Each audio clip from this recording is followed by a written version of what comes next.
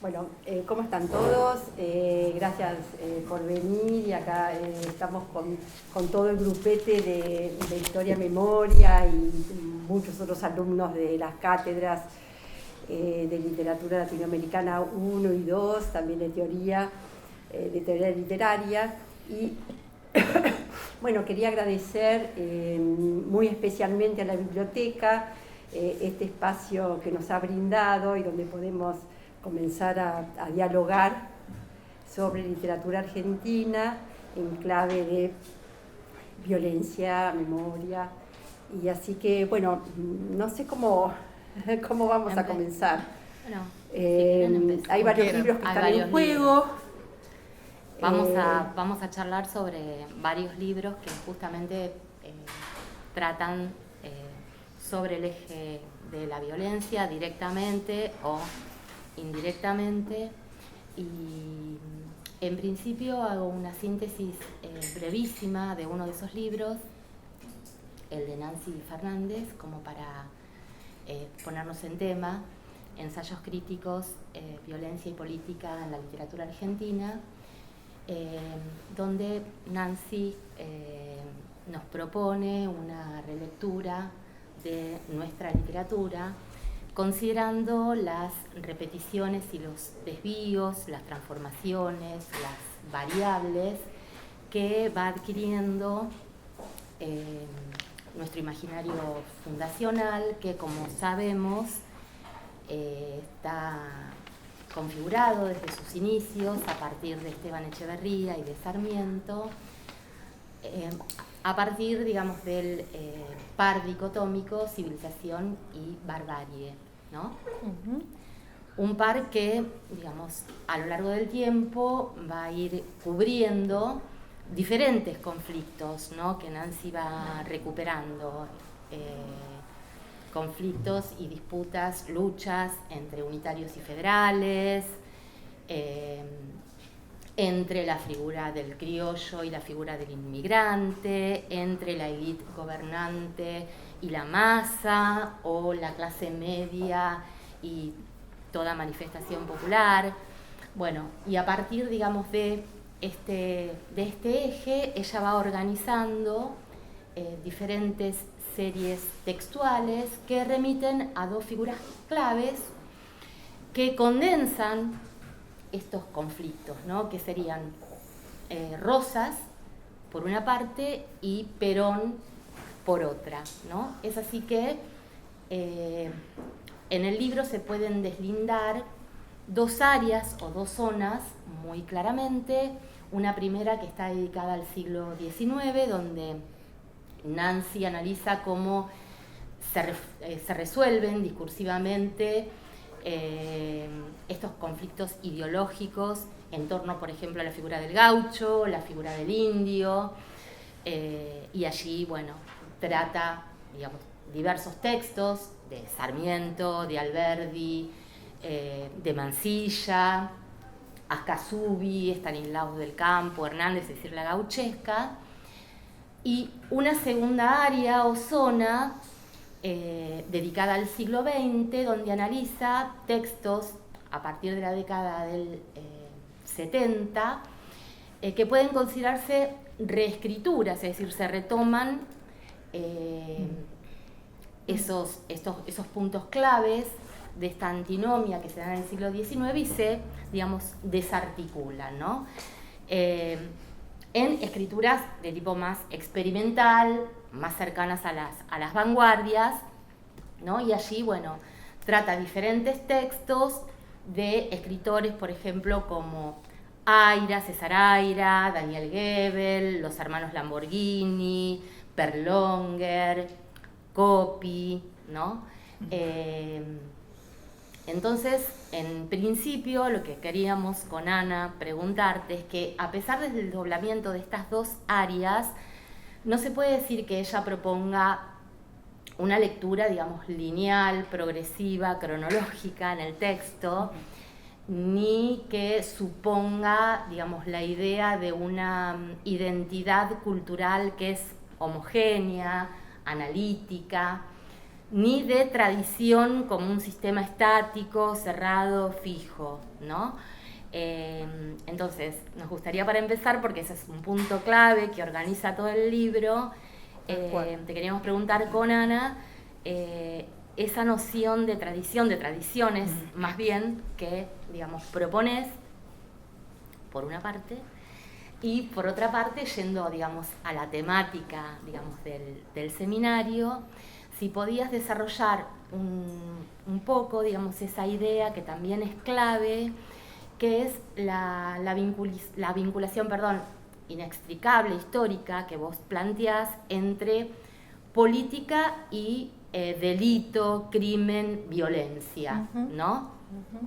Es decir, una especie de poder soberano capaz de aniquilar al adversario, ¿no? Destruirlo, y cómo esa estructura se proyecta también, vos la proyectás, tomás ese punto y analizás los textos también desde ahí, al clan, digamos, al ámbito familiar, a las relaciones de autoridad, de culpa, de retribución que se dan, por un lado, entre padres e hijos, y por otro lado, entre hermanos, ¿no? A través de alianzas o complicidades, ¿no? Vos trabajás ahí mucho la figura del doble.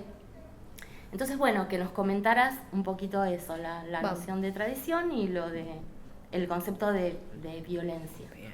Bueno, vamos a intentar. Y antes que nada, por supuesto, intentar responder un poco a las demandas,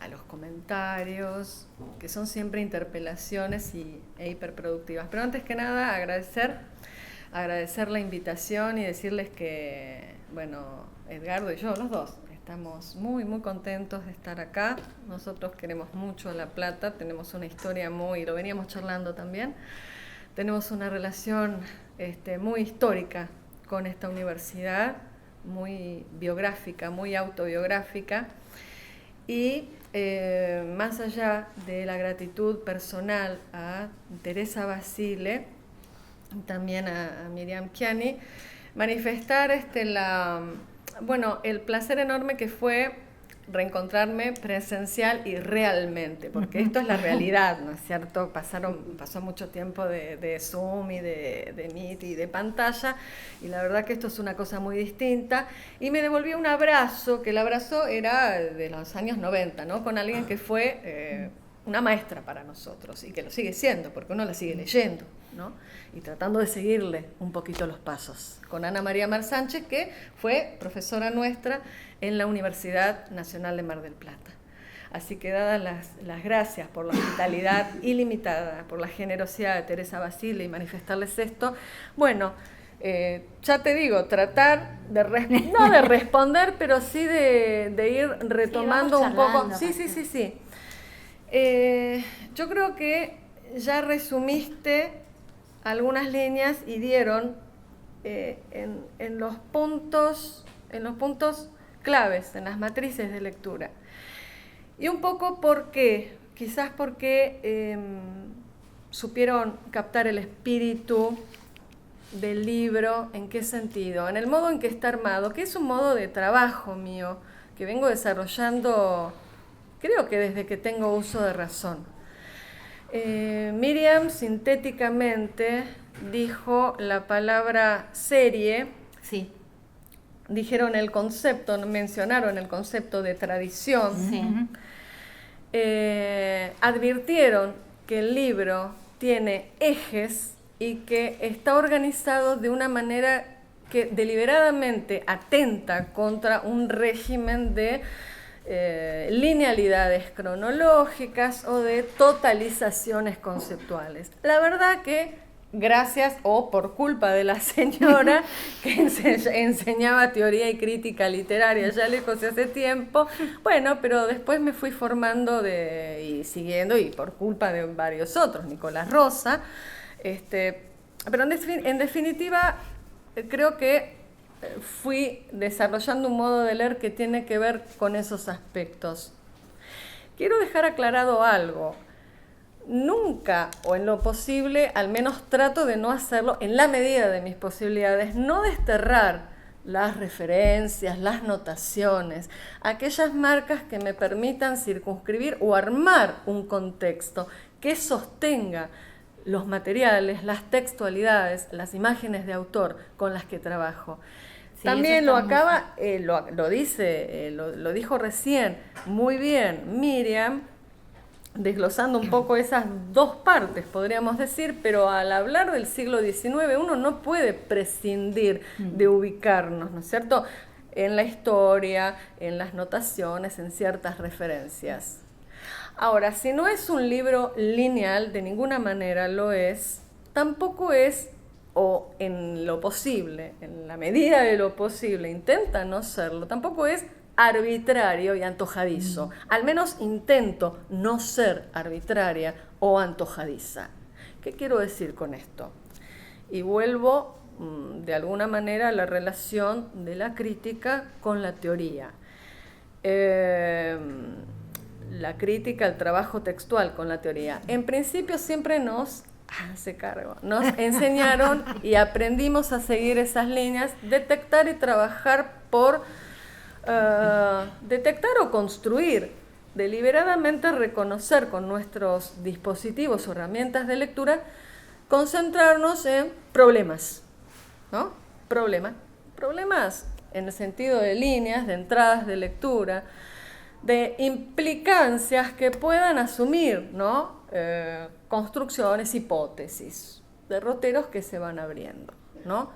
Nunca aplicaciones.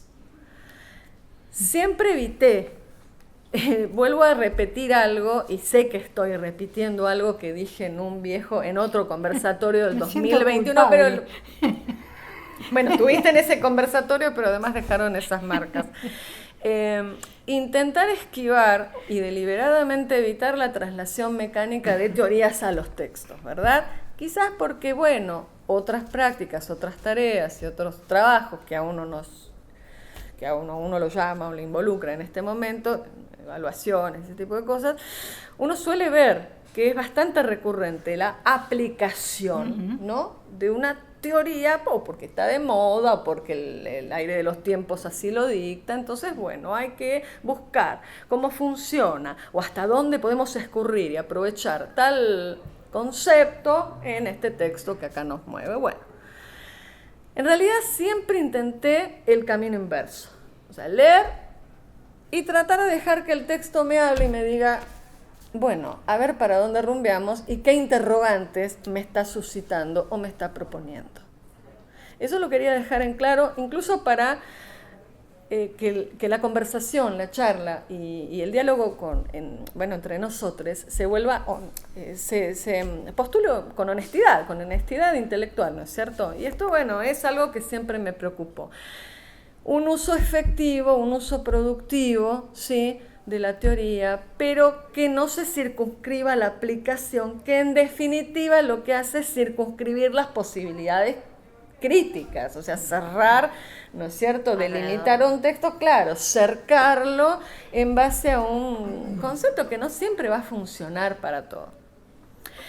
Entonces, yendo puntualmente a lo que vos estás señalando, esos problemas siempre están rondando, problemas desde los textos siempre están rondando para mí, siempre me preocuparon, siempre llego en algún momento al tiempo y a la historia, ¿verdad? Pensar el tiempo y la historia, y si estoy pensando en textos del siglo XIX y en textos del siglo XX, es porque noto o porque veo ciertos puentes, ciertos cruces y algunas motivaciones recíprocas. No es capricho. Me llevó mucho tiempo pensar cómo puedo establecer esos correlatos, esos pasajes que efectivamente me demuestran y me devuelven una, no sé si conexión. Quizás la palabra sea conjugación. Conjugar, en el sentido de poner juntos los textos y buscar y rastrear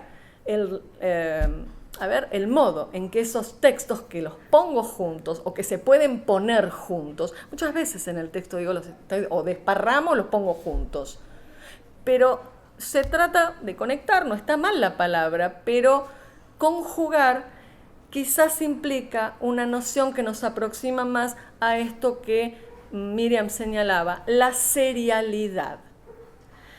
Porque si yo quiero evitar la linealidad historicista, la linealidad totalizante de las cronologías históricas, pues entonces tengo que buscar qué otras articulaciones están legitimando esas bisagras, esos nudos, digamos, esa puesta en común de algunos textos que efectivamente, no sé si es así, pero para mí sí funcionan. Ella dijo, Rosas se olvidó de otro nombre. No se olvidó. Dijo las clases medias, pero no lo dijo. Bueno, lo voy a decir. Sí. Rosas y Perón. No dije Perón. ¿Lo dijiste? Bueno. Eso no me voy a olvidar. Sí, lo dije, yo lo escuché. No, está bien. Dijiste clases medias, ¿cómo no?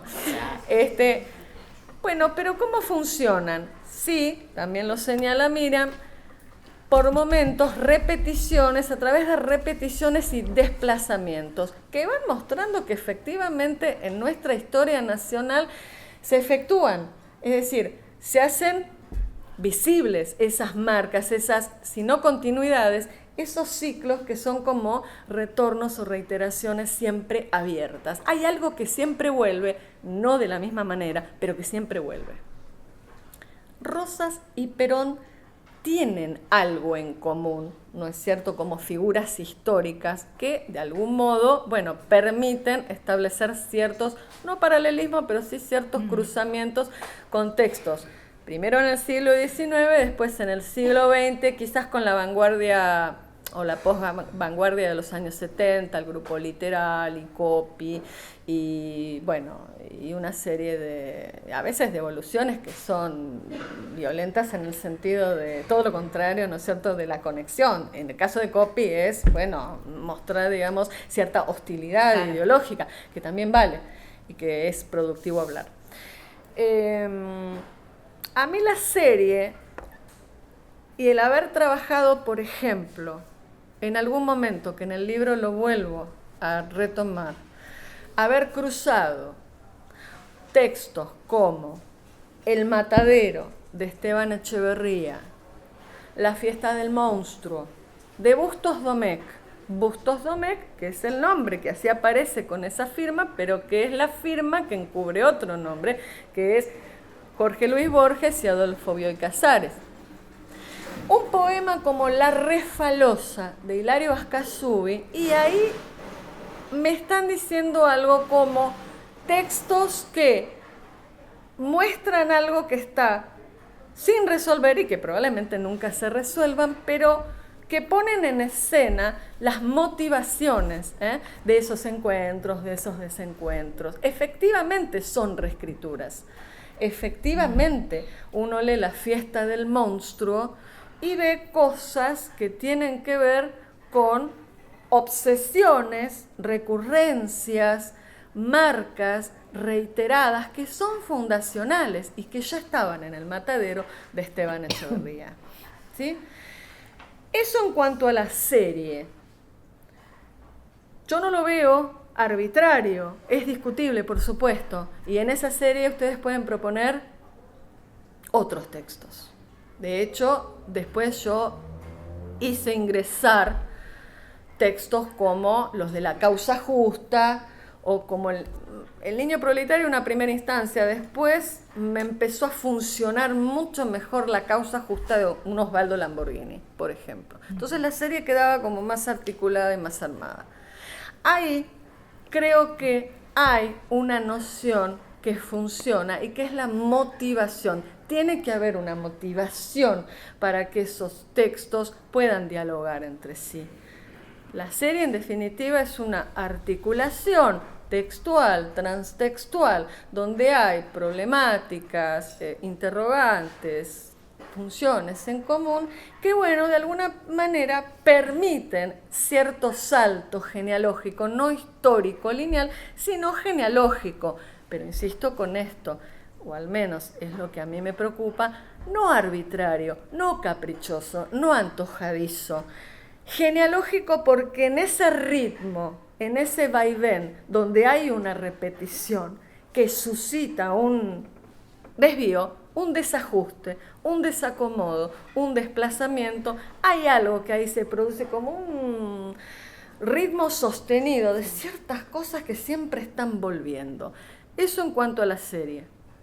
La idea de tradición retoma esto que tanto Miriam como Ana se preguntaban, la idea de tradición. Y la idea de tradición yo, y lo vuelvo y voy a citar, Nobleza Obliga, tratando siempre de ser honesta, Ricardo Piglia, es una noción que es mucho más productiva, que es una noción en realidad productiva que hay que recuperar, la noción de tradición, porque es la que, como la serie, abre posibilidades, instala, llama, digamos, a ese salto, ¿no es cierto?, para establecer modos de lectura.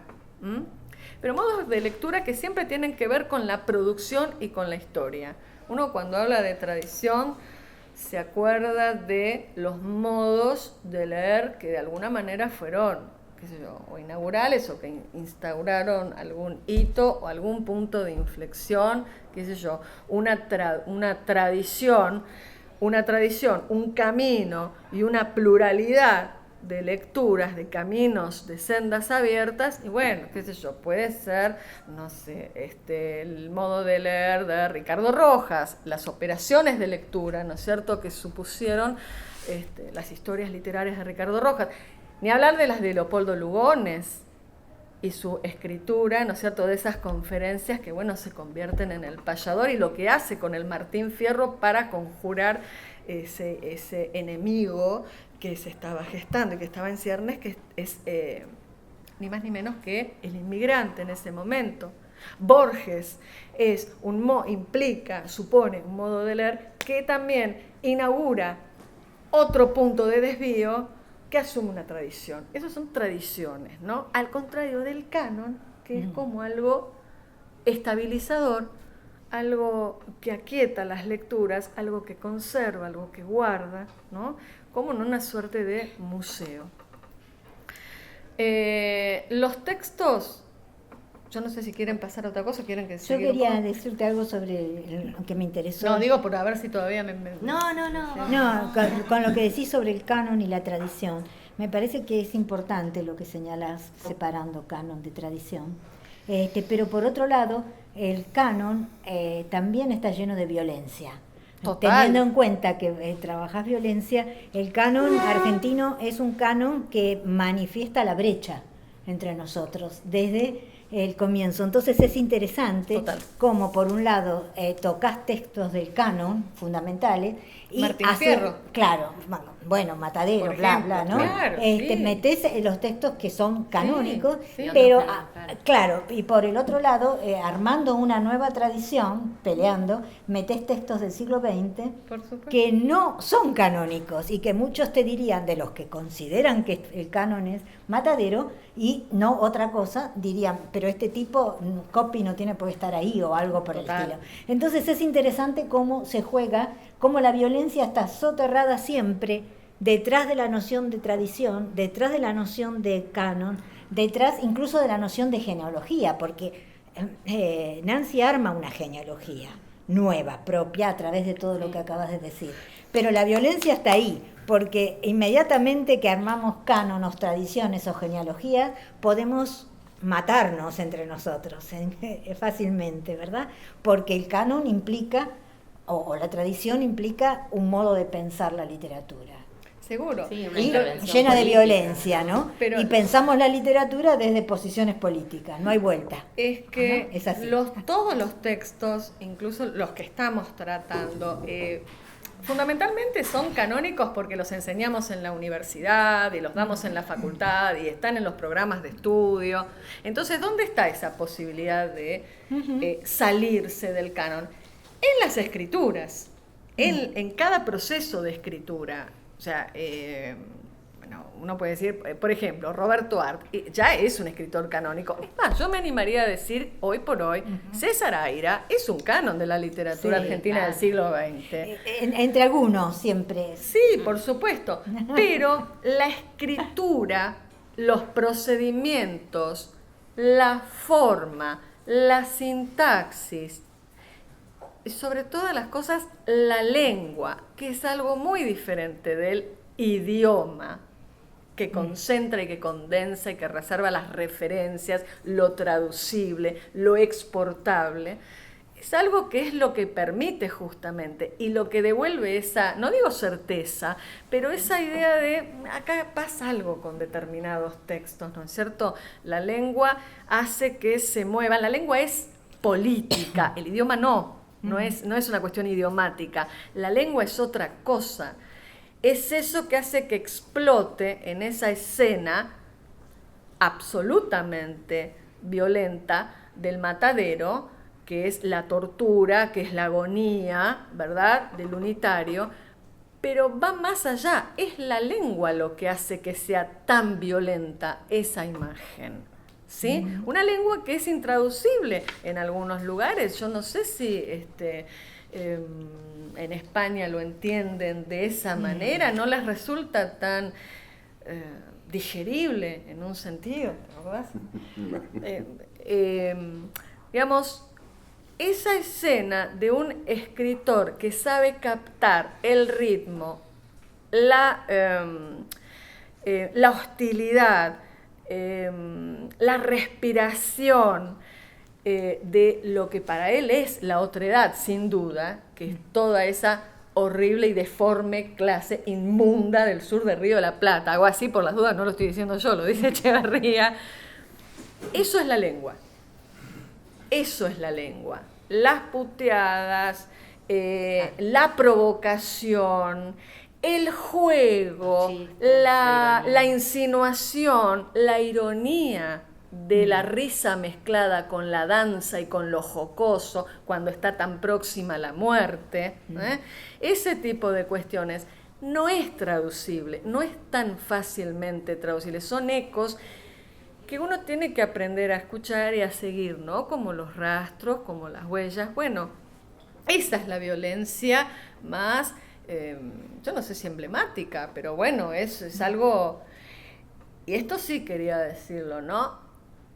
Siempre acá vuelvo a otra cita, que para mí es ineludible, y es la de David Viñas, ¿no?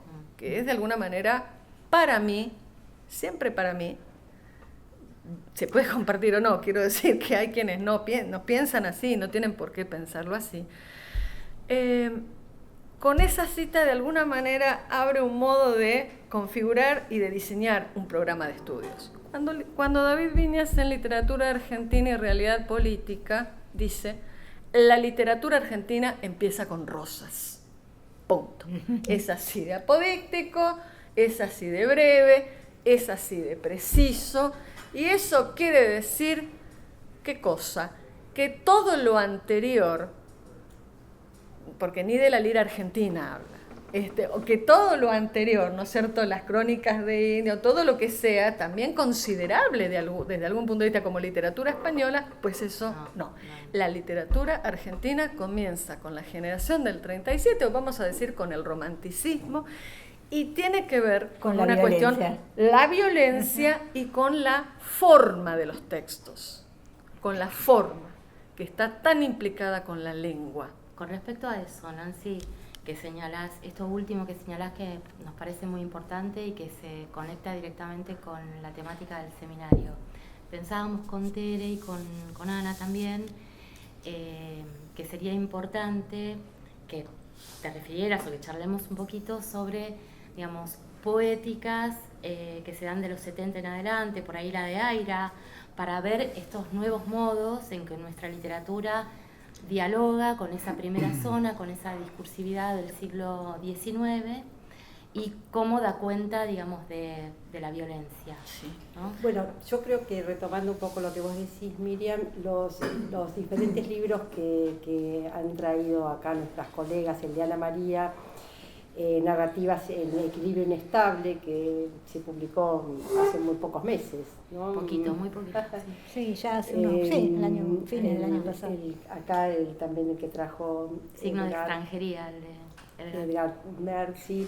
Todos estarían focalizando en cuáles son los modos en que esa violencia tan central que todos están mencionando adquiere diversas representaciones, estrategias discursivas, procedimientos literarios. Exacto. Digamos, ahí estaría también qué es lo que la literatura hace con esa violencia, ¿no?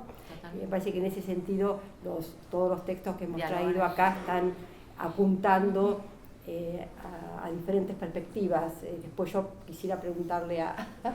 Sí, yo tengo una pregunta para Edgar también. Bueno, no se van a librar así nomás. Ahora primero Nancy. Nancy, pues.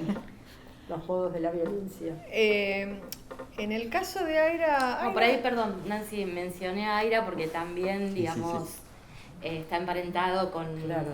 Es un escritor que está emparentado con el escritor cuya poética es objeto de reflexión de Edgardo, ¿no? Jacques Feck.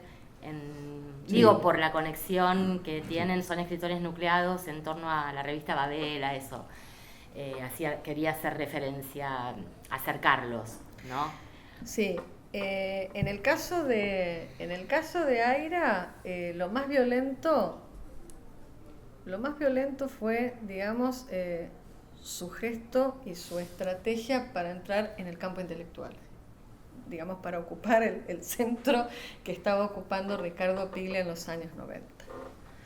César Aira es un escritor que escribe un texto extremadamente vanguardista si no me equivoco, en el año 75, no me equivoco, creo que es en el año 75, y él... Yo me confundo con la película de Fabio. Claro, pero este es Moreira, y se escribe así, Moreira, ¿no? Es el apellido y el signo de admiración, Moreira.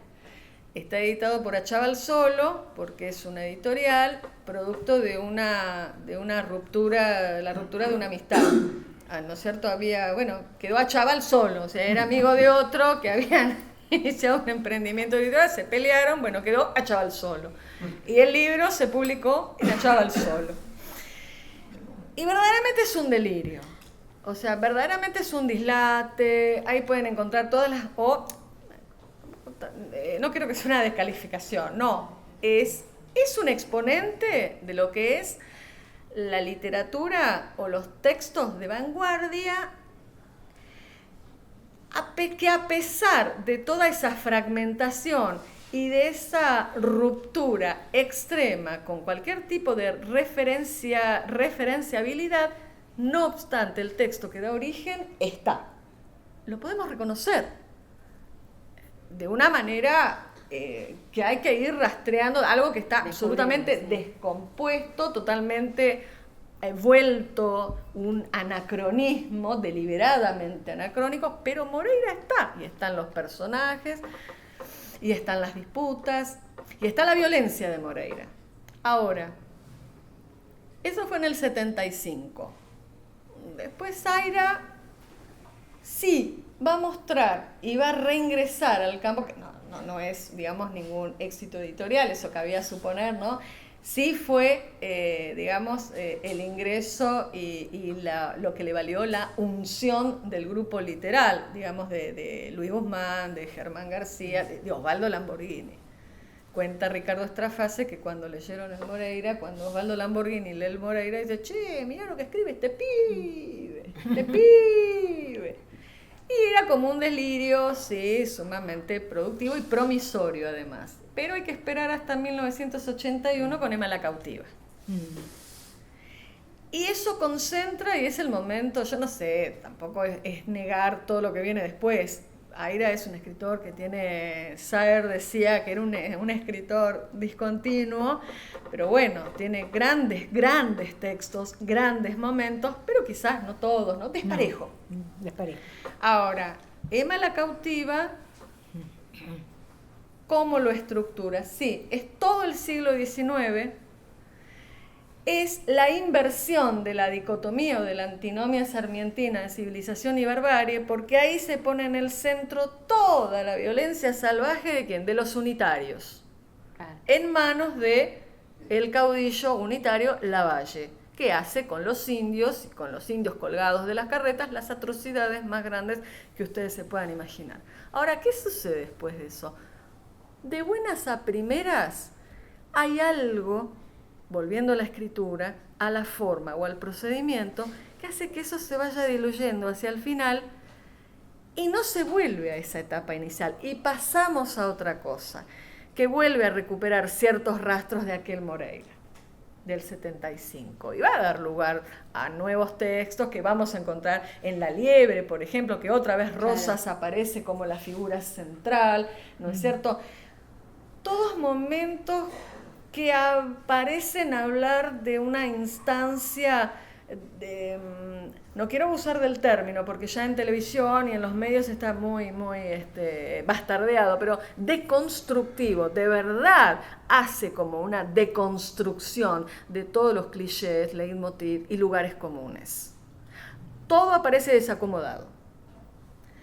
Nada es reconocible o, digamos, reducible al estereotipo. Eso también, en cierto modo, aunque no esté tematizado y aunque parezca todo muy ameno y muy hospitalario y hasta banal y superficial, porque recuerden, ¿no? Recordemos que Aira hace de su programa estético base, ¿no? En la banalidad, en lo superficial como programa estético y como programa literario, en el sentido de lo leve, ¿no?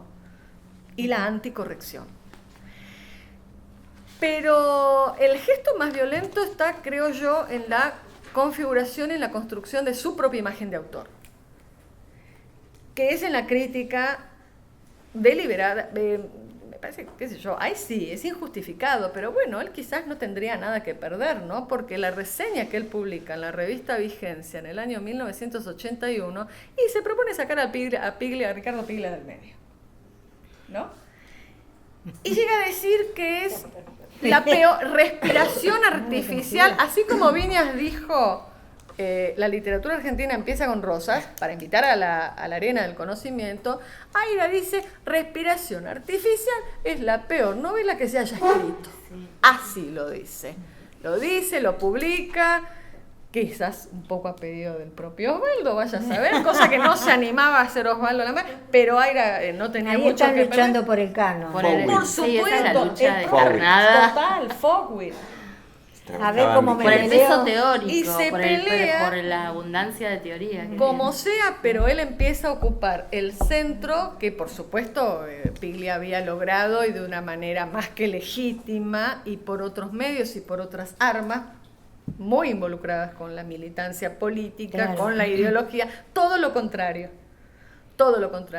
El argumento es justamente que respiración artificial no narra, no cuenta, claro, no es literatura, porque está compuesta de una ortopedia teórica. Es un texto maravilloso, respiración artificial, pero bueno, es su argumento. Ese es el gesto que de alguna manera marcan los 90 también, ¿no? Bueno, no sé, un poco yo para dar espacio y... Pero Aira tiene que ver un poco con esto.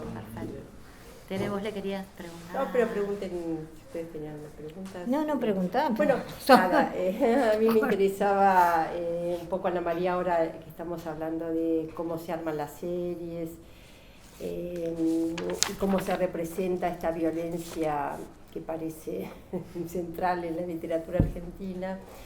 En tu último libro, que bueno, es una continuidad realmente notable, ¿no? Hay una enorme coherencia en todos tus textos críticos que comienzan con Walsh, ni más ni menos que ahí está la violencia del lado de Operación Masacre y ese interés tuyo por porque incluso en ese primer texto, vincular ese texto de Walsh, que en algún punto se lo consideró non-fiction, con la literatura, ¿no?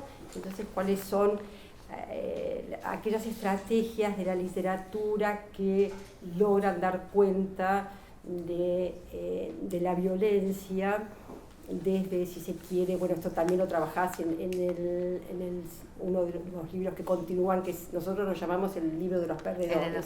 Le cambiamos el título, Ana María, que es, ahí lo tenés, ahí tenés el título. Sí, el título en realidad es un regalo, Instrucciones para la derrota, es un regalo de Sasturain. Manual. Es de Manual de Perdedores. Manual de Perdedores, en un momento el personaje dice: hay que armar un libro de instrucciones para la derrota. Entonces, a mí, cuando buscaba el título para ese libro, no encontraba nada mejor que eso. Entonces le dije a Juan, ¿me regalás la posibilidad de ponerlo como título? Pero sí, me dijo, haz lo que quieras. Ok, bueno, si hago lo que quiera, lo pongo. Y nosotros también hacemos lo que queremos, lo llamamos los perdedores. Los perdedores. Instrucciones para la derrota es porque el personaje propone aprender a derrotar, quedarse en la derrota. Ahí sí, ahí es entrar la figura del perdedor ético, ¿no? Claro. Y ahí se arma toda una serie también. Ahí se arma una serie, pero, exactamente como decía ella. Una serie que incluso... por el momento focaliza mucho en lo político, ¿no? Mientras que es notable en este último libro que acá encontramos, que es Narrativas en Equilibrio Inestable, que parece ser a la vez una continuación, pero un desvío, en el sentido de que hay un mayor foco en las estrategias literarias. Sí. Cuál es la política de la ficción. Y a su vez hay un corrimiento, me parece a mí, Ana, respecto a los perdedores, que eran en definitiva aquellos militantes, y acá aparecen generaciones posteriores, ¿no? que trabajan, digamos, cuya literatura, bueno, también trabaja la cuestión de la derrota, y allá digamos, la hipótesis central es cuáles serían los modos de representación que vos mencionás, como esas estrategias al sesgo, esas poéticas elusivas en contra de las representaciones miméticas, ¿no? Hoy hablábamos incluso del texto ese, bueno, que todos hemos leído de Sarlo, en Ficción y Política, donde curiosamente habla también de las estrategias oblicuas, pero que ella las sitúa, digamos, en la dictadura. Claro, en cambio, la sitúa como una estrategia obligada por el contexto. Un poco sí, y también más ella dice que allí habría también un movimiento propio del campo literario, ¿no? Que en general discutía la mímesis. Pero sí me interesaba esto que vos decís, Miriam, que eso estaba pensado, esas estrategias oblicuas en Sarlo estaban pensadas a partir de Piglia, en gran medida, y que tenía que ver muy fuerte en Piglia. Claro, que tenía que ver con ese contexto. Entonces yo me preguntaba, bueno, cómo que vos te corres de ese contexto y cómo sigue funcionando eso y cómo armaste la serie y cómo lo encontrás como una estrategia productiva para iluminar otro contexto, ¿no? Sí, te lo voy a contestar en dos pedacitos la respuesta. Por un lado, algo que vos decís, que es que a mí me interesó desde el comienzo, por eso Walsh en el comienzo, dos cosas, la literatura y la política. Y entonces mi problema fue cómo pensar esa relación sin hacerla una relación directa, mimética, ¿no es cierto? Hablamos de una guerra, hablamos de una violación, hablamos... ¿Cómo se podría pensar eso? De ahí el interés que yo tenía en ver a Walsh como escritor en textos que la mayoría de las personas ven solo en lo político expreso. Y por eso también me interesé en cuentos de él, que son extremadamente elusivos, como Cartas, por ejemplo, o Fotos. Esos dos cuentos son maravillosos desde el punto de vista de lo elusivo, ¿no? Es un maestro. Sí. Entonces, desde el comienzo a mí me interesó ese cómo va cómo va metiéndose la política, incluso en textos en donde uno no espera encontrarlo. Y esa fue mi pregunta, ¿no?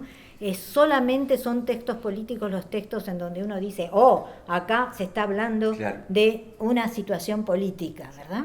O en algunos en donde se habla de otra manera. Y ahí apareció lo elusivo, que en realidad apareció con Borges, con el cuento de Euches Requiem, ¿no? En donde yo estaba trabajando para el libro de Perdedores la representación del horror, ¿no? Porque hay muchos textos dedicados al problema del nazismo o de las dictaduras latinoamericanas en donde se discute si es posible contar el horror.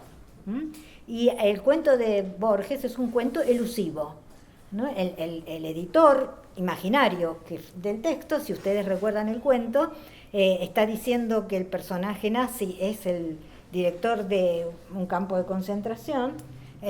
No lo dice así, no dice campo de concentración, dice campo nada más, o sea, es elusivo, y en un momento pone 3 puntos suspensivos, hay una nota al pie y el editor dice, se hace necesario no seguir contando esto. Y yo dije, todos sabemos lo que es un campo de concentración, ¿no? Entonces me pareció que él, que por otra parte en un momento dice en El jardín de senderos que se bifurcan, omitir siempre una palabra es ponerla en el primer lugar, y eso es lo que leyó Piglia, ¿no? Nunca se usa la palabra dictadura en la respiración artificial. Entonces yo encontré que había ahí una vertiente, porque estaba Borges, de Borges pasé a Cortázar, que es evidente en los cuentos políticos de Cortázar que no se dicen cosas, ¿no?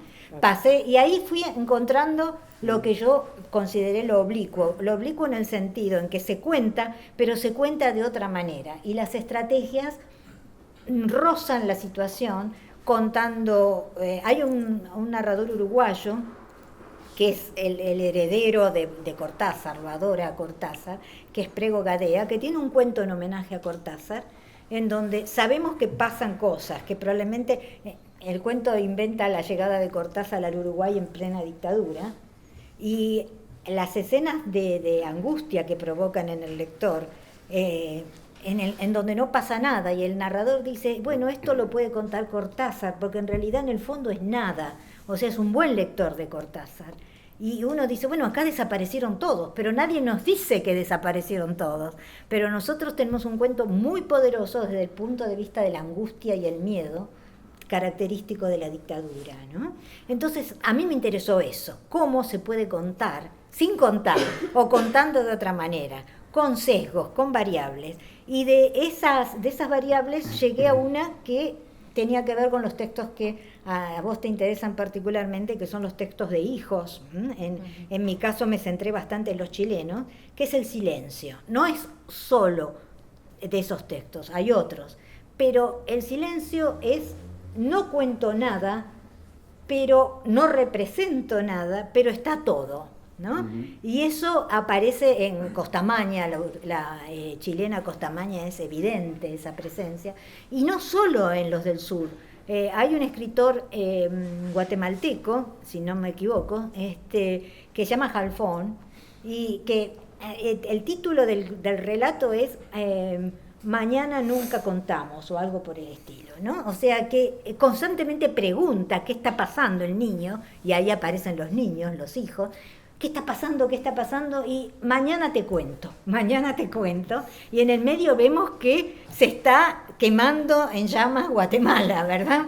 Pero nunca se dice, porque se sienten ruidos, o sea, me interesó cómo se puede construir un relato político sin explicitar el hecho, pero generando en el lector el conocimiento de alguna manera del hecho. O más que el conocimiento, la sensación de acá está pasando algo terrible, ¿no? Y en ese sentido otra vez Walsh es maestro, porque en Fotos y en Cartas, los dos cuentos hablan de un momento fundamental de la historia argentina, llena de violencia, desde Irigoyen a Perón, caída de Perón, y en realidad no se nombran las cosas, se nombran nombres desviados, se relatan con elipsis. Una oración solamente sirve para decir qué pasó y cómo se movió los personajes.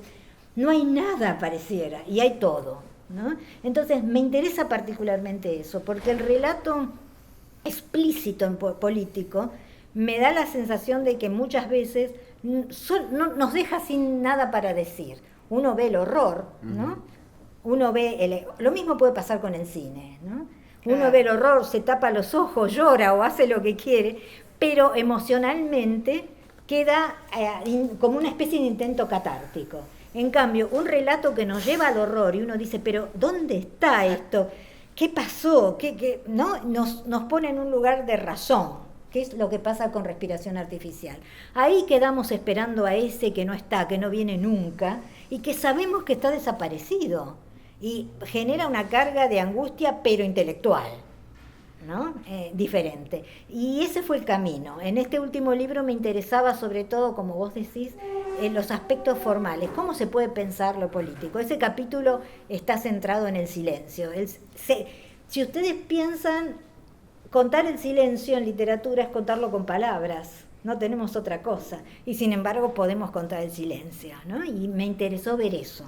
Hay algunos hijos como Costamaña, me pareció que ella era una de las que más podía trabajar eso, que se están volviendo como maestros de ese tipo de relatos. O Trías, la uruguaya Trías también, ¿no? Se van volviendo maestros del contar sin contar, o contando desviado, ¿no? Me interesaba eso. Sí, yo me preguntaba por qué, digamos, ya liberados de la censura, ¿no? ¿Qué había ahí que los conducía a seguir manteniendo, digamos, o a reinscribir esas estéticas del silencio el silencio que tanto habla, el silencio que tanto dice. En general, en algunos casos son representaciones del tiempo de la censura, contadas desde un supuesto adulto que cuenta la infancia transcurrida en ese periodo, pero en otros casos no. Claro. Por ejemplo, Lebrero es un escritor que parece difícil ubicarlo como escritor político, y escribe fuera de la dictadura, pero hay frases, hay pequeñas oraciones, a veces casi son pequeñas notas que nos van mostrando un mundo posterior al de la dictadura, que tampoco él puede contar de una manera explícita, pero que en el fondo uno lee y dice, bueno, en realidad pareciera que mucho no cambiaron las cosas en Lebrero, ¿no? Y él escribe ya en Democracia, en Uruguay. Y sin embargo hay una reticencia permanente, manifestada incluso, ahí hay otro camino que el del silencio. En el caso de Lebrero, el camino es contar cosas nimias. Te cuento que veo una de las historias más conocidas de la última novela, previa a su muerte, es cómo el personaje mira a lo largo de meses y meses cómo en la terraza de enfrente se está descomponiendo el cadáver de una paloma. El relato va avanzando, hasta que no queda casi nada de la paloma, y es una nimiedad, una especie, diríamos, casi de estupidez para contar, pero que está cargada de una destrucción tremenda. Y está contado en Democracia. Uno dice, no queda nada para esperar después de esto, ¿no? O sea, las técnicas, me gusta eso de ver, como decías, diferentes técnicas que permiten contar la política de maneras quizá más, no sé, más libres que la del argumental solamente, ¿no? Sí, claro, creo que, bueno, son decisiones de estética, decisiones claro. Estéticas. Eso me interesaba en el último libro. Claro, buscar cómo se puede contar lo político, en cada capítulo es distinto, ¿no? Haciendo por eso equilibrio inestable, ¿no? Porque los textos oscilan, entrando y saliendo, en algunos casos con dificultades, ¿no? Entre lo político y lo estético, ¿no? Y a raíz de eso, no sé si puedo hacerle una pregunta a él. Sí, se conectaba con lo que habíamos pensado. Claro, porque él trabaja Chaifek. Entonces, Edgardo, yo te pregunto, Chaifek no es un autor que uno dice voy a leerlo cuando quiero leer política. No parece ser una idea tan explícita, ¿verdad? ¿Cómo ves que aparece? Porque yo creo que aparece la política en él. Entonces, ¿hay alguna estrategia que te interesó en particular? ¿Hay un modo, Chaifek, de contar la política? Sí, te contesto esta pregunta, hago como un previo a mi biografía. Me he pasado desde muy joven escribiendo, siempre me interesó la relación entre la literatura y la historia. Entonces esto era un tema que por ahí me hubiera venido bien hace 30 años atrás que hubiera venido.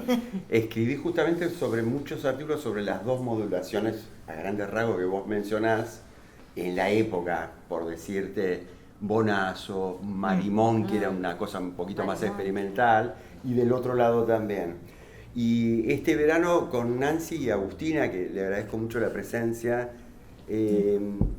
estuvimos revisando un escritor que yo me pasé escribiendo toda mi vida. Es más, yo vivo por él, cobré sueldo por él. Ricardo Piglia, que fui amigo y digamos, me pasé escribiendo, ¿sí? Libros y artículos. Y revisamos un poco, lo que vos decías, respiración, a partir de un pasaje que no está excesivamente estudiado, si bien ahora hay una serie de archivos nuevos, que es el pasaje que él hace de la política a la literatura.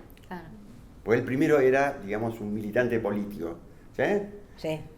Cercano primero al trotskismo, después se pasa a vanguardia comunista, tiene una primera etapa medio anarco, cuando era muy jovencito, ¿sí? Y eso es interesante porque, digamos, por lo que vos decís de respiración, es que el epígrafe de respiración vuelve a tomar conciencia. Porque eran dos amigos de él, sí, y escriben en las revistas que él escribía, ¿sí? Rubén Krauski, no me acuerdo exactamente, y Elías Semán. Sí, Elías Semán fue un dirigente muy importante. Y digamos, en las revistas los directores eran sindicalistas, o sea, es muy interesante todo eso. Y después, bueno, me pasé todo el tiempo, y me interesó mucho un poco, concuerdo un poco, y ahora voy con Che Fei, lo que decía Nancy, porque yo considero como Nancy que, digamos, la relación de este conversatorio, digamos, vamos a decirlo así, literatura argentina y violencia, para mí es un pleonasmo, porque se define así, ¿sí? No solo Echeverría, toda la serie gauchesca, podemos pensar digamos, las biografías cruzadas entre Sarmiento y Hernández a propósito del Chacho Peñalosa, donde ahí Hernández casi anticipa a Walsh, sí, de algún punto, porque hace una investigación periodística, hace una denuncia que es la denuncia hacia el Estado, como Walsh, digamos. Y hace como un trabajo muy raro cuando no existía la no ficción. Es decir, que la no ficción en realidad es un género nuestro, vamos a decirlo, vamos a decirlo así. Y en el caso, digamos, vamos a ser puntual porque si no vamos a estar mucho tiempo porque nos gusta charlar de literatura, de todos estos temas. En el caso muy puntual de Sergio, hay una cuestión que me parece que es vital, que no sé si fue muy nombrado, si bien hay muchos tratados y se repite mucho y después que Sarlo, siempre tardíamente, debo decir, terminó de canonizar a Saer, que hemos leído mucho tiempo, pero después siempre está un poco tardío, ¿sí? Cuando ya está todo jugado. Es la lección que propugna en dos novelas, sobre todo, si bien, digamos, uno podría pensar en Nadie, Nada, Nunca, pero no tanto, Glosa y lo imborrable, que es una lección magistral que hace Saer. Ustedes ya lo saben, no voy a repetir nada. Las novelas siempre tienen más o menos los mismos personajes. Se dice que Saer es una sola novela y que se constituye como una saga y van apareciendo en distintos momentos. Son historias de vida los personajes que aparecen por ahí de más jóvenes y en temporalidades muy distintas, ¿no? Lineal, ¿no? Y la gran lección es un poco que a mí me es muy fuerte para mí, porque para mí es así. Y ahí uno puede pensar que cómo la ficción a veces dice menos, pero dice más intensamente cosas que uno puede relacionar en la vida cotidiana, que es cómo la violencia ingresa en esa vida cotidiana de los personajes. Si uno lee Glosa desde esa perspectiva, va viendo cómo va acicalando la violencia, digamos, de la última dictadura, cuando aparece ahí, que no es muy nombrada, pero hay detalles. Hay detalles.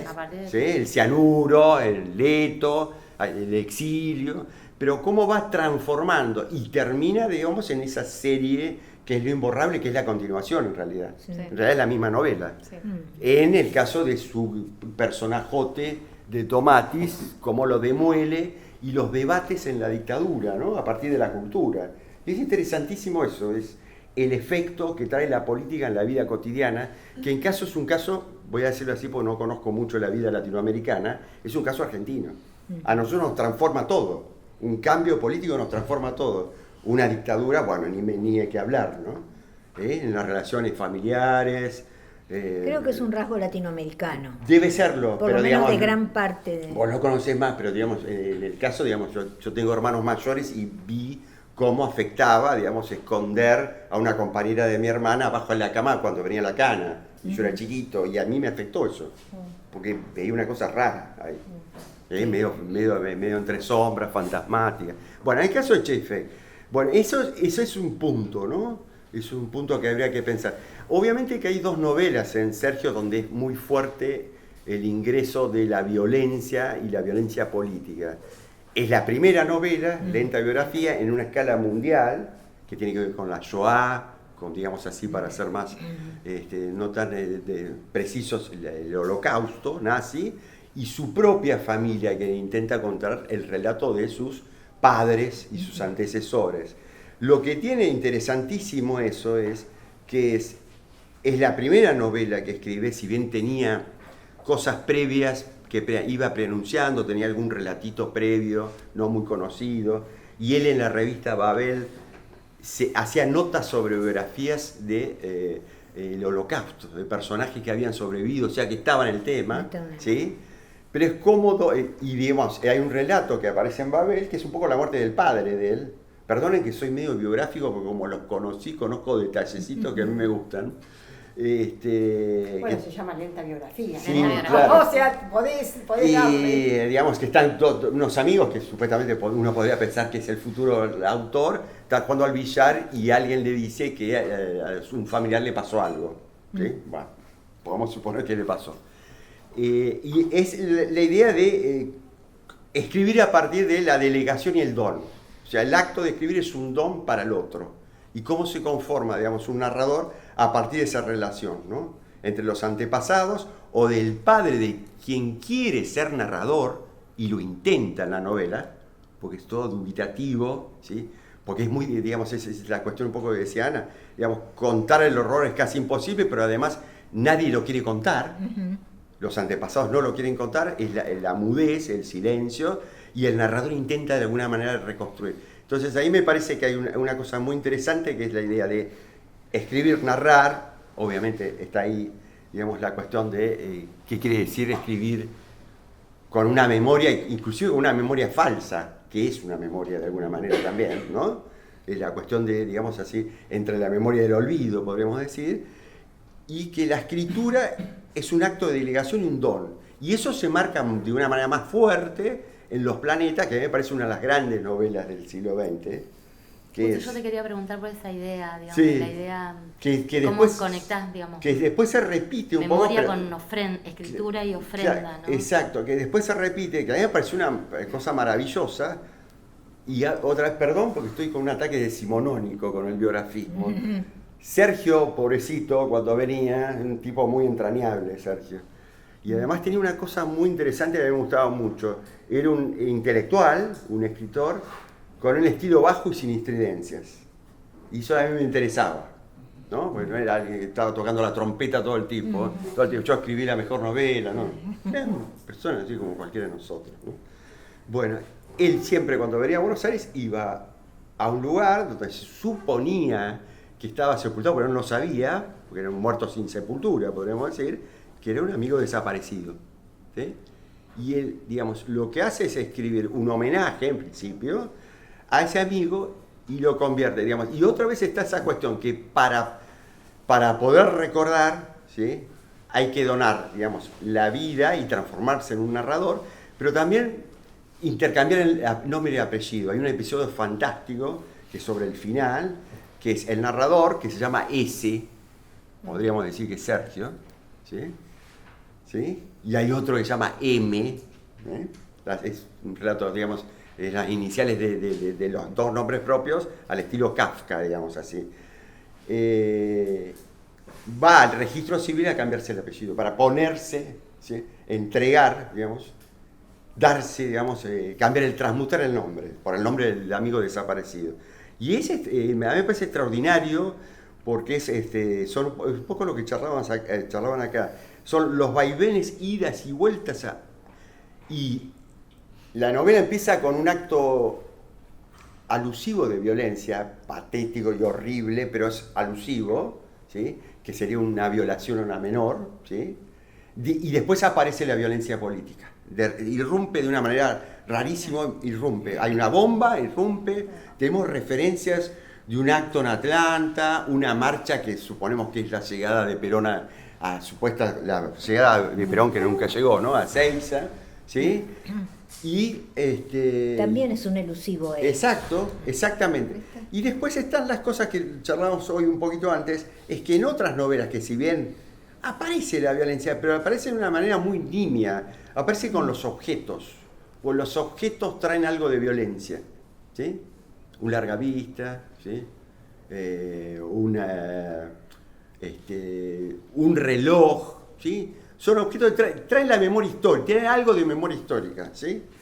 Porque, digamos, lo que a mí me interesó mucho de Sergio, y me interesó mucho por ahí de esta etapa, que es un poco para mí es muy actual, o sea, yo lo veo muy actual en lo histórico político así concreto, es que es un poco un punto de viraje que ya ha sido estudiado por la crítica, que es no tanto cómo narrar el horror, sino los efectos de la historia en el presente, claro. ¿sí? Y eso está en la actualidad uno lo puede ver, mira, prende un canal de televisión de esos todos monopólicos y lo ve, ¿sí? Como que hay dos lecturas. Y el efecto, donde digamos, ¿qué efecto trajo el terror? ¿Sí? ¿Cómo constituyó los sujetos? ¿Sí? Y la otra cuestión que me interesa muchísimo, ya en un plano más reflexivo, yo siempre digo que, digamos, en Sergio, narrar y pensar eran sus dos formas básicas de pasión que tenía, ¿sí? Digamos, uno tomaba un café con él y estaba siempre, bueno, era un poco en eso, tenía un toque Piglia en eso. ¿Sí? En eso, ¿sí? Si no, en otro sentido por ahí era más airiano, vamos a hacer, o más airiano. Es la relación cuando él empieza a experimentar, inclusive en blog, inclusive en novelas, con nuevas formas de realismo, donde ya aparece la imagen icónica, ¿sí? Las fotos incrustadas en relatos, o en alguna que otra novela, pero sobre todo en los relatos de modo linterna, ¿sí? Todo, digamos, de la etapa nuestra actual de los nuevos medios de comunicación, la relación entre velocidad y olvido y una escritura que es hiperlenta. Claro, Hiperlenta. Y relación con la memoria, cómo recuperar, ¿no? Entonces, Claro. Ese debate me interesó muchísimo porque, digamos, porque la velocidad en la actualidad realmente, o por lo menos yo lo siento porque soy muy viejo, ¿sí? Está relacionado a la amnesia total, al olvido, ¿no? ¿Sí? Sí. Y después la otra cuestión es la cuestión de que eso ya es casi como un aspecto que hay en muchas novelas, pero en estas dos que existe en Sergio, es la cuestión de la relación entre ciudad y memoria, ¿no? Un temazo ya muy clásico, ¿no? Que ya aparecían los escritos de Benjamin, etcétera, ¿no? Donde cómo recuperar, digamos, la pátina de las calles, ¿no? ¿Sí? Y cómo, inclusive, cómo ver la pátina mortuoria, muchas veces, como es el caso de Los Planetas, en el recorrido de los caminantes. Ustedes ya saben que para leer una novela de Sergio hay que primero caminar por todas las personas que caminan. ¿Sí? Bueno, eso es más o menos lo que te puedo decir ahora, no sé si... Bueno, no sé si quieren que abramos un poco al público. Claro. Sí, claro, Caro. Tiene cara de malita. No, quiero decir que Caro estuvo muy presente en la organización claro, sí, de acá, sí, claro, que claro toda que la sí. cátedra. Claro, que- claro. Acá, nobleza No, obliga, no. la gran motorizadora. Bueno, primero agradecer porque la verdad que escucharlos a todos y todas las intervenciones y en esta construcción de este mapa de la literatura argentina, que por supuesto, como dice Ana María, tiene mucho, está incrustada en una historia de América Latina que evidentemente está atravesada por la violencia, ¿no? Quizás uno de los países más emblemáticos en este momento en la relación entre literatura y violencia sea Colombia, la literatura colombiana, desde la vorágine hasta esta parte, ¿no? Hasta lo que se está publicando ahora. Montoya, ¿no? Claro. Claro. Pero en relación con el campo argentino y pensando ahora también en una presencia que es histórica, pero que ahora está muy visibilizada, que es las mujeres que Sí, claro, escriben, claro. las narradoras y las poetas. En una novela como La parte de noche de Mariana Enríquez, ¿no? Donde ahí está el horror, el gótico, una forma diferente de procesar el horror y de aludir a la historia argentina, a la dictadura, pero a la vez con una serie de procedimientos de escritura que son realmente fascinantes, que hace que, bueno, uno se siente y no puedas largar una novela que tiene 500 páginas, ¿no? ¿Cómo la ven o cómo ven a estas, sobre todo a estas narradoras y poetas que también están marcando otro tipo de violencias, como por ejemplo la violencia obstétrica, la maternidad como violencia? Claro. Hay varias Bueno, relatos familiares, Miriam ¿no? ha estado trabajando. Sí, esas zonas las he trabajado, Sí. digamos, y cómo se acoplan, digamos, Claro. son escritoras que por ahí acoplan estos nuevos tipos de violencia con la violencia política de los Sí. 70, es bastante común, y bueno, Mariana Enríquez es un ejemplo característico en el sentido de que, bueno, está usando el fantástico, digamos, un género que tradicionalmente no se ha vinculado tanto con lo, claro, lo político, para, bueno, explotar sus posibilidades en ese sentido, ¿no? Y también pensaban que cuando publicaron los chicos, voy por otro lado ahora, pero me hiciste acordar, cuando publicaron tanto Edgardo como Nancy sus textos, charlábamos con María el otro día, recordábamos que, bueno, se cierra una década que también se caracterizó por nuevas reescrituras no ya pensando en las escrituras de mujeres, nuevas relecturas del Martín Fierro, que es Oscar Fariña, Claro. ¿no? Sí, sí. Bueno, pero eso es un poco lo que tiene que ver, eso muestra materialmente, concretamente, el funcionamiento Esto, claro, de lo que es la tradición. Exacto. Eso es, no escribir como José Hernández. No, por supuesto. ¿No es cierto? No quiere decir imitar O para al conectar las escritor. dos. Exacto. Para conectar las no, dos cosas, las es aventuras decir, de la China Iron, perdón. claro, ahí Cámara, está, estaba te lo pensando. iba a decir. Claro. O sea, entre las mujeres, ¿no? Por decir mujeres, te ocupaban, Sí. quiero decir. Bueno, Gabriela Cabezón Cámara Claro. es otra de las grandes escritoras. Selva Almada, más sutil. Sí. Claro. Selva Almada. Más sutil, quise decir, por el manejo de estas temporalidades y estas morosidades, estas lentitudes, estos sesgos que tampoco hay, digamos, panoramas argumentales demasiado claros. ¿Qué es lo que está pasando? Aparentemente no suceden grandes cosas. Gabriela Cabezón Cámara en ese sentido es todo lo contrario, digamos, tiene otra impronta que también tiene que ver con su propia militancia y su propio activismo, ¿no es cierto? Y su, digamos, relación con todo lo que ella ha hecho con respecto de la trata de blancas, la violencia de género, bueno, ya lo sabemos. Ahora, claro, vos fíjate, escribir, reescribir, ¿y por qué no darse ese lujo? ¿No es cierto? Borges lo hizo, tomó el final del Martín Fierro, que es lo que no le gustaba, cómo quedaba ese gaucho manso que encima venía a pedir trabajo. Pedía que lo dejen trabajar, o sea, en 1879, literalmente, vengo a ver si me dejan trabajar, es decir, cansado, para asimilarse al sistema. Bueno, Borges da esa vuelta de tuerca con esos textos maravillosos que son El fin, biografía de Teodoro Isidro Cruz, y El fin, que es darlo vuelta y dejarlo a Martín Fierro en el medio de la llanura muriendo en su ley. Exacto. ¿No? Y Gabriela Cabezón Cámara, bueno, también, no el final, pero sí elegir la voz de enunciación, esa figura femenina, ¿no es cierto?, que no está presente en la gauchesca, salvo asoma ahí la Juana Petrona de Hilario Ascasubi, en el Santos Vega, ¿no es cierto? o como un motivo de provocador de conductas siniestras en Cruz, ¿no? O en el mismo Moreira como objeto de deseo perdido, ¿no es cierto? En el Juan Moreira, digo, de Eduardo Gutiérrez. Ahora, la verdad que lo femenino nunca estuvo en la gauchesca, es un género bien masculino. Y se lo apropia Gabriela Cabezón Cámara y me parece un gesto sublime.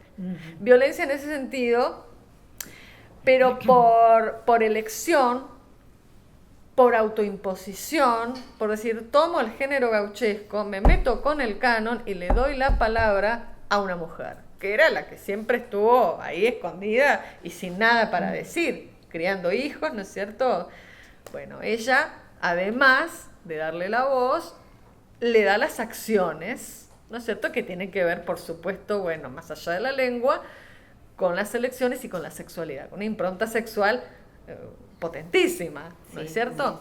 Sí, lo de Gabriela Cabezón Cámara me parece... Bueno, a mí también lo de Mariana Enríquez me parece interesante como eslabón, digamos, esos fantasmas que ella trabaja también son los fantasmas de los desaparecidos, ¿no? Entonces como eslabón, como pasaje, tan claro ahí en Chicos que Vuelven. Y rearmado, digamos, una reinscripción de aquello, de los fantasmas de los desaparecidos, pero, ¿no? Como vos muy bien dijiste, Caro, como allí aparecen otros elementos absolutamente novedosos y realmente es una escritora que, ¿no? Que bueno, uno la lee y te provoca ese efecto de lo siniestro. Sí, claro. Sí. De la dificultad, sí. Yo a raíz de eso quería mencionar otra vez a Fernanda Trías, a la uruguaya, con el texto Mugre Rosa. En realidad ella pretende hacer, cuando lo escribe y lo termina a finales del 19, se publica los primeros meses del 20, pretende hacer en realidad un texto de ciencia ficción. Y resulta que lo que hace es describir la pandemia. El texto es terrible, digamos, en los primeros capítulos uno que pasó esos 2 años en la pandemia lo lee y se desespera. Y es un texto extremadamente violento, porque la pandemia está vista como, en alguna medida, producido por los hombres, ¿no es cierto?, por los seres humanos. Los seres humanos llevaron a la pandemia, nunca se dice, pero el texto es de una violencia en las relaciones humanas o en la ausencia de relaciones humanas tremenda. Está contado como ciencia ficción, o sea, ella está trabajando un género que de repente se vuelve prácticamente realismo socialista porque nos está contando la pandemia que vivimos, y el texto en ese sentido es muy potente, muy fuerte, y la violencia se cuenta siempre de una manera otra vez soterrada. Los personajes carecen de relaciones entre ellos, la violencia está en la ausencia de relación.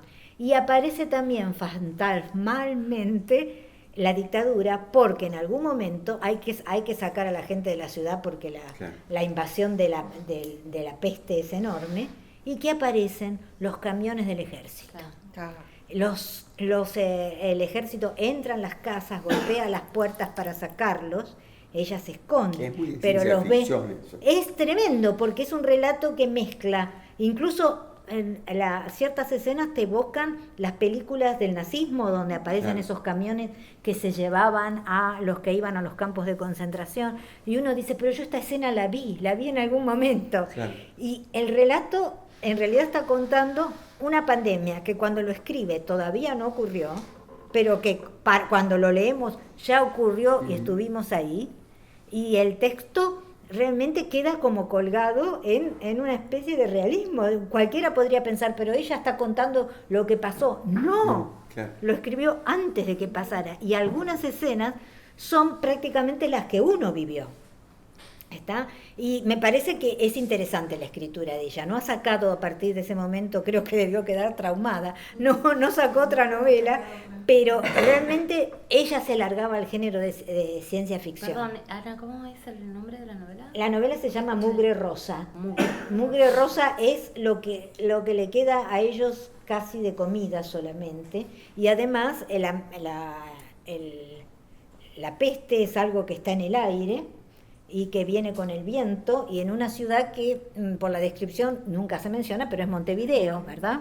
Y el aire, te dicen que te encierres porque cuando sopla el viento viene el contagio y hay hospitales llenos de las personas que se están muriendo. Es todo una cosa tan alucinante en la cercanía con lo que vivimos, que sorprende, se las recomiendo. Y me parece ahí también que es otra manera de contar la violencia, porque ella evidentemente con la ciencia ficción quiso contar la violencia de un sistema que se va descomponiendo, un sistema político que se descompone. Y un estado hipercontrolador, ¿no? Hipercontrolador, porque la pandemia le sirve para ese estado controlador.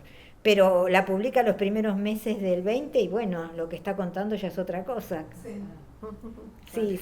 Mujeres en los, ya no referidas a los géneros, ¿no? de lo fantástico, del gótico, y yendo a los 70, que tomen, digamos, ese contexto, ese marco de procedencia. Bueno, Laura Alcoba, La Casa de los Conejos, claro, por ejemplo, es como un clásico, ¿no? Y en el cine, bueno, siempre vuelve lo mismo, ¿no? Algo que a nosotros nos marcó, bueno, nos gustó mucho verlo, nos sacudió. En el cine, Los rubios de Albertina Carri, por ejemplo, son cosas como, digamos, textos también, ¿no? Una película, pero como imprescindibles, ¿no? Y ahí está, ¿no? La mirada de una mujer. Un poquito para atrás, una cosita. Lucrecia Martel también, ¿no? Claro. Bueno, por supuesto. Claro. Ahí justamente la mujer sin cabeza es claro. Por supuesto. La negación. No el silencio. En el cine pasa un poco lo que decía Ana María Mar, que yo he visto muchas películas sobre el tema, hay millones, y las que, digo una cosa muy elemental, digamos, la separación uno tiene si viene Garage Olimpo, por ejemplo, claro, que es una muy buena película, está muy bien hecha, pero digamos que hay otras películas que trabajan más la narración, el relato, que para mí dicen a veces mucho más, porque el otro es como que es el horror. Es el horror, lo ves, tapar los ojos, salís y llorás y se acabó. Y hay otras como, bueno, es un poco, ¿no? La vieja película de... Voy a decir algo un poco incorrecto. A mí a veces el horror así explícito no me impide reflexionar. Me causa un shock que después me permite reflexionar. O sea, pero entiendo que una cosa no claro, implica la otra. No, yo recuerdo la foto de este niño en el, ¿no? ¿Cómo se llamaba? Esta foto. Bueno, yo recuerdo el shock que me provocó y claro, bueno, no, creo que hay y que a gran parte de la población es la discusión de Didi Uberman sobre la fotografía. Claro. Yo creo que las pocas fotos que hay del campo, ¿no? Sí. Él dice, bueno, ¿qué hacemos con él? Claro, y que bueno, que hay fotos que han quedado como íconos de la barbarie absoluta, y creo que son necesarias, que han sido necesarias. Sí, esas lo que fotos pasa es que de los son cadáveres, tremendas fotos, pero no las encerraría en ese concepto del show del horror, en el sentido de que no permiten y que te obturan, nada.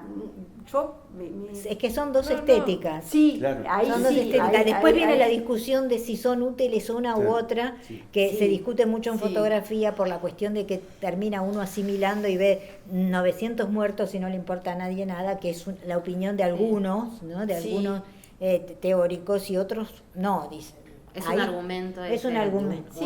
Usado por una de las tendencias, digamos, de poéticas que están en pugna. Sí, el director de la película Shoah, ¿cómo se llamaba? Lanzmann. Él dice, no, yo muestro un campo vacío y el espectador tiene que reconstruir que ahí estaba que son relatos el campo, ¿no? Cuenta eso, sí. No, que me acuerdo que Dominique Capra, hablando de esta discusión, dijo que le interesaba más el libro de la historieta de Maus, que le parecía muy superior a toda la película, las 2 o 4 horas que dura Shoah.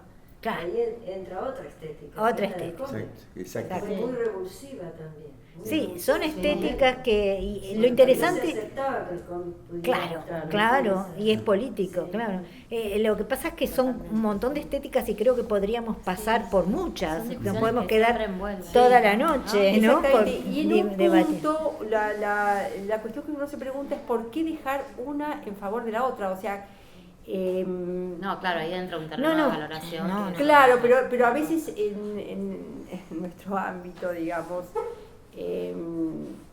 muchas veces se critican y un poco se obturan determinadas propuestas porque, bueno, se las pone en un... Esto me lleva a que me coarta o que me impide reflexionar. Y a veces uno digamos, puede percibir o puede analizar cómo es la operatividad de cada estética, si es que uno puede definir eso, porque cada receptor puede entender y reaccionar de diferente manera, ¿no? Pero la eficacia puede lograrse con cualquier estética. Yo creo que sí. Yo lo que no hay que elegir, que no hay que decir, Claro, esta lo sí, que, esta lo que otra yo no. planteaba no, es que como desde mi funciones. posición de crítico en el trabajo, de crítica, siempre hay una preferencia, siempre, Sí, es decir, totalmente. uno no es neutral Totalmente. como crítico. Indudablemente a mí me gusta mucho más Piglia, Borges, esa cadena, que otra cadena. O en el cine me interesa más una película como Un muro de silencio donde nunca ves lo que pasa que el garaje olímpico. Sí, pero eso ya es la Pero, posición del sujeto. claro, la crítica. entonces a la hora, como decía Nancy, a la hora de construir un corpus, de construir una serie, de generar una tradición, uno trabaja no solo con el saber, sino con una perspectiva o un placer. Me Exactamente. gustan tales textos, me gusta esta estética más que la otra. Y es bueno decirlo, uno no tiene por qué trabajar lo que no le gusta o lo que no le atrae tanto, ¿verdad? Entonces, en mi caso, en ese capítulo por lo menos, y en el del Hebrero, me pasa eso, yo los prefiero a ellos, Totalmente, sí. notablemente los prefiero. En el otro está Montoya y está Padura, y Padura dice, cuenta Claro, sí, explícitamente, sí. es otra estética, ¿ves? Y se ampara en otra cosa completamente distinta a la que vimos ahora. Pero yo reconozco que a mí me gustan las estéticas que ponen marcan oblicuas. distancias. Bueno, No, yo quería hacer un comentario que dijiste, Teresa. el último comentario. Sí. No, pero es muy simple, digamos. Bueno. Es muy simple. El último comentario y la última pregunta. Coincido con Ana, tengo ahí algunos gustos muy similares, pero voy a decir una cosa interesante, que yo no creo que, por ejemplo, no sé, cuando uno da clase, no hay ese problema. Lo que sí me parece que eso que vos dijiste es un problema que es la maldición de Beatriz Arlo. Sí, que es cuando sí, ella bueno, escribe por eso dije creo que es valor. el presente del pasado, ¿cómo se llama el libro sobre el pasado? No me acuerdo ahora el título. Tiempo pasado. Tiempo pasado, que está muy bien escrito. Dice cosas que uno ya los podría haber dicho uno, o sea, obvio, la obviedad, otra vez. Y yo me formé con la joven Sabajanes o Sobejanos, cuando tenía doble apellido, cuando tenía doble apellido que lo sacó. Pero me parece que eso es como la maldición de Sarlo, me parece así, ¿no? Bueno, de unos pero cuantos. pero hay muchos que se quedaron ahí, digamos. No, así. no solamente de Sarlo. Es el problema No, del valor pero creo que se estético, quedaron ¿no? medio ahí, ¿no? Sí. Pero que uno puede abrir un poco eso. Bueno, yo creo que en un punto es válido la cuestión de, digamos, yo siempre digo, me puede gustar, y me Sí. gustan, de hecho, toda la literatura excelentemente escrita, Sí, sí, y también me gusta mucho la que no está tan bien Perfecto. escrita, también porque a veces Piglia me parece que no está tan bien escrito, pero es una máquina de lanzar ideas y reflexiones, y ahí tiene una garra infernal. Y también a veces leo determinados testimonios que no pasan por un trabajo de escritura y también me parecen muy interesantes. Sí. Y no me quedo ni con uno ni con otro, me gustan los dos. Y me gustan eso y otro, y la Sí, estética sí. del oblicuo y el silencio y el grito y el llanto. Sí, me otros gusta todo. materiales Pero que quizás- escapan a... Bueno, como Nancy, vos, perdón, No. que incluís, digamos, en el libro, para cerrarlo, que pensábamos también con ella, un gallo para Esculapio.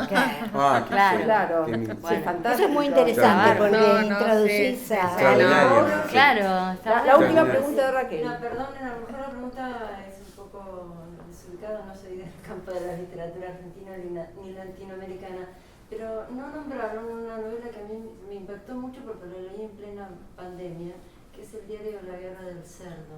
Ah, claro. Y yo la relacioné con ese momento de la pandemia que pensaban que si no alcanzaban las vacunas los viejos de tan edad iban a ser los primeros en ser. ¿Linkeaste con el contexto? Lo ligué, me pareció una novela que dice mucho también, la violencia es explícita, pero es metafórica. ¿verdad? Claro. No Metafórica Sí. y profética, o sea, tiene esa cosa de la literatura, de la máquina literaria de profetizar y de anticipar Sí, inexplicablemente, como decían acá también, ciertas situaciones que después se terminan viviendo. Una sola cosita con lo que decías vos, en los testimonios, en las cartas o como en las fotos, es que también pueden leerse esos sesgos. No todo está explícito No, en claro. un testimonio. Nunca está todo Ese es explícito. el tema. Sí, sí. Claro. No, y lo Porque que, no veo por qué tienen que ser descartados no, los no. testimonios, incluyendo dentro de los testimonios las cartas. Estoy pensando en las cartas de Fernando Reati, Ah, ¿cierto? Reati. Las que Claro. que publicó. Bueno, en esas cartas hay zonas que se abren y que de no dichos y cosas que no pueden decirse y son testimonios y son cartas y son Bueno, el testimonio referenciales. siempre tiene cosas que no se dicen. Y claro, Exactamente. Siempre. claro. No, lo interesante que decías es que ese texto fue escrito muchísimo antes de pensar en nada que tenga que ver con una pandemia. Totalmente. Y esa es la apertura. La edad de los... Claro, la apertura de la literatura es que de repente lo leíste desde otro lugar y también está. También está la violencia, también están los elementos que indudablemente jamás se le habrían ocurrido a los autores, ¿no? Salvo que yo ya tenía la misma edad de esos ancianos que estaban. Me fijé especialmente. Ah, mirá. No, era más joven. Era mucho más joven. Sí, no lo escribió también. No me acuerdo exactamente de qué. 50 No me años. acuerdo el año, pero No me era- acuerdo, pero él no era tendría grande. 40 años. Yo creo que sí tendría como, me parece, No me acuerdo como mucho exactamente. tiempo. Yo, no, entonces estoy confundida. Todos nosotros fue en una época una Biblia, porque digamos cuando los docentes estaban arriba queríamos leer todo el tiempo eso para aniquilarlos. Aunque, no, aún hoy yo la leo, Siempre hay alguna razón. Siempre hay alguna razón para volver a leerla. Bueno, También se anticipa propongo... a esa visibilización, así como a la mujer, los ancianos también son hoy un tema que está Sí, claro. muy Sí, tratado, sí. No, bien. tematizado en la narrativa, ¿no? Bueno, gente, nos van a echar de acá. Bueno. No te ca- Posiblemente. Bueno, les agradecemos mucho. Gracias.